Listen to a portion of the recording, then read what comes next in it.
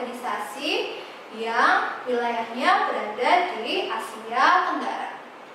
ASEAN didirikan pada tanggal 8 Agustus tahun 1967 di Bangkok, Thailand. Nah, ASEAN ini terdiri dari 10 negara. Negara apa saja ya adik-adik?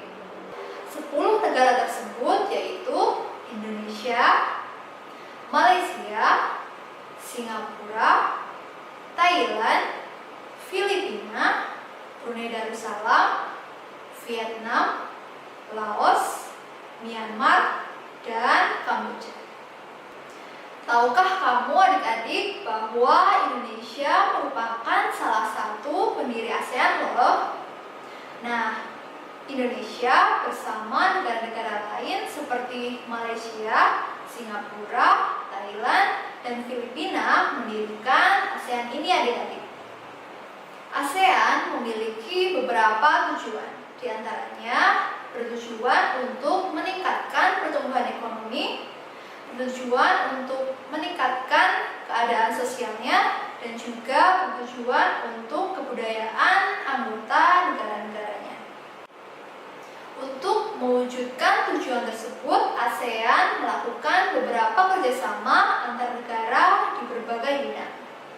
Sebelumnya kita pahami dulu ya adik-adik pengertian tentang kerjasama. Kerjasama adalah suatu kegiatan ataupun suatu usaha yang dilakukan oleh orang ataupun lembaga untuk tujuan bersama.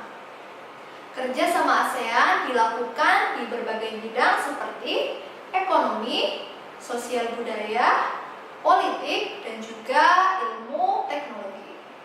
Nah, apa saja sih bentuk-bentuk kerjasama yang ada di ASEAN? Yuk, simak penjelasan kakak berikut ini ya. Ada beberapa bentuk kerjasama ASEAN. Yang pertama, kerjasama di bidang ekonomi. ASEAN melakukan kerjasama di bidang ekonomi untuk mengupayakan terwujudnya kerjasama perdagangan yang saling menguntungkan. Beberapa contoh kerjasama dalam bidang ekonomi yaitu: yang pertama, membuat pusat promosi ASEAN untuk perdagangan, investasi, dan pariwisata di Tokyo. Yang kedua, menyediakan cadangan pangan, terutama beras. Yang ketiga, membangun proyek-proyek industri ASEAN. Yang keempat, menciptakan preferensi trading arrangement atau PTA yang bertugas membentuk tarif rendah untuk beberapa jenis barang komoditas ASEAN. Kemudian, bentuk kerjasama ASEAN di bidang sosial budaya. Di bidang sosial budaya, bentuk kerjasamanya diantaranya: 1. Menangani pembangunan pedesaan dan juga kemiskinan. Yang kedua, pemajuan dan perlindungan hak-hak perempuan. Yang ketiga, penanganan masalah kesejahteraan sosial, terutama pada program kesejahteraan sosial dan pemenuhan hak atau akses yang sama kepada perempuan, anak, lansia, dan penyandang disabilitas. Yang keempat, meningkatkan kerjasama ASEAN di bidang kesehatan, meliputi keamanan makanan, pemajuan gaya hidup sehat, dan penanggulangan penyakit menular. Yang kelima, pengembangan sumber daya manusia melalui kerjasama di bidang pendidikan seperti pertukaran pelajar. Selanjutnya, kerjasama ASEAN di bidang politik.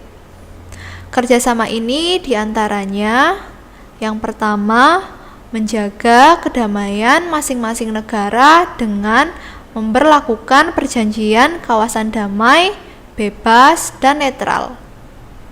Yang kedua, membahas diplomasi politik dalam bidang pertahanan dan keamanan negara ASEAN. Yang ketiga, melarang senjata nuklir di negara ASEAN, baik perancangan maupun pembuatan senjata nuklir. Yang keempat, mengembalikan tersangka atau pelaku kejahatan ke negara asalnya untuk menjaga stabilitas di negara ASEAN. Yang kelima, pengiriman duta dan konsulat yang bertugas mewakili negara asal duta dan konsulat tersebut. Duta dan konsulat bertugas melakukan diskusi dan menjalankan peran sertanya dalam stabilitas politik di ASEAN. Selanjutnya, kerjasama ASEAN di bidang IPTEK. ASEAN memiliki beberapa kerjasama dalam bidang IPTEK seperti berikut. Yang pertama, dibentuk komite yang mengurus bidang IPTEK. Yang kedua, membangun mekanisme transfer teknologi berupa program pendampingan dan insentif untuk mendukung perusahaan berbasis ilmu pengetahuan, teknologi, dan inovasi, mulai dari startup sampai kepada perusahaan yang berdaya saing.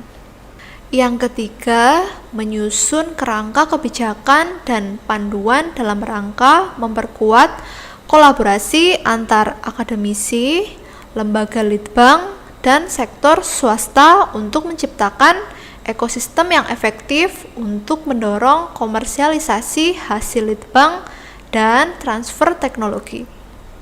Yang keempat, memprakarsai dan mendorong mobilitas pakar dan peneliti, serta memperkuat keikutsertaan perempuan dan pemuda dalam bidang